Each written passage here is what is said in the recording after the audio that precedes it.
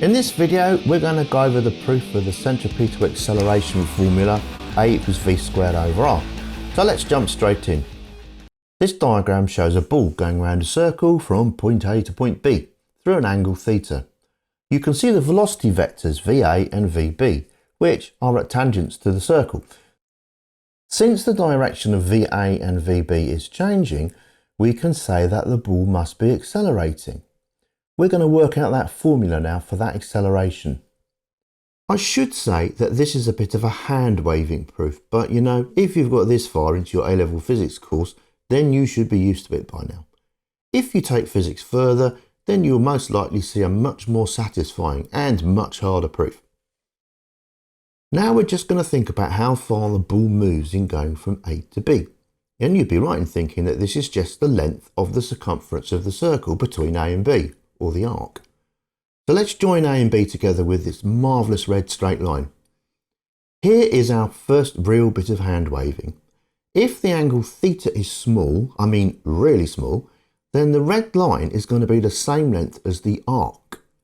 We know the linear velocity is v, and if we say that the time taken for the ball to move from A to B is delta t, then we can say that the distance covered, i.e. the length of the red line, is s equals v delta t. This is a great animation, even if I say so myself. We are pulling out two triangles from this diagram. The left one shows the points A and B and the two radii that connect them to the centre of the circle, and the length s between them that we've just been talking about. The second one, though, needs a bit more explanation. We want to show the change in velocity. Change in anything is always the final value minus the initial value, so that will be VB minus VA. To do this, let's move VB over here. To make VA into minus VA, we just rotate it through 180 degrees like this. Now we can move it about so that it is tip to tail with VB as usual. You can see that my red line fits exactly. Therefore, delta V, change in velocity, is VB minus VA. My second diagram is therefore showing, with the red line, the change in velocity vector.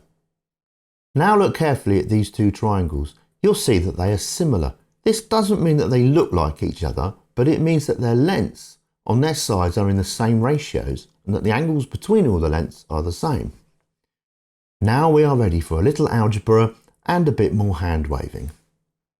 We have just shown that S is V delta t and that delta V is equal to VB minus VA. Given what we've just been saying about the similarity of these two triangles, we can say that the ratio of S over R is equal to the ratio from the second triangle of delta V over VA, one of the velocity vectors. Now, since this velocity vector VA is constant all the way around, at least in its magnitude, we can just write that down as V. Substituting V delta t for S on the left-hand side, we can now say V delta t over R is equal to delta V over V. Now it's a question of rearranging. Let's bring V up onto the left-hand side. So we get V squared over R times delta t equals delta V. This therefore leads us to V squared over R equals delta V over delta t.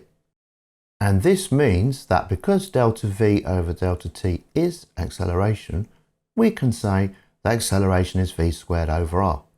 So there it is, we've proved it, albeit with lots of hand waving. Hope that was useful for you. Don't forget to subscribe, please.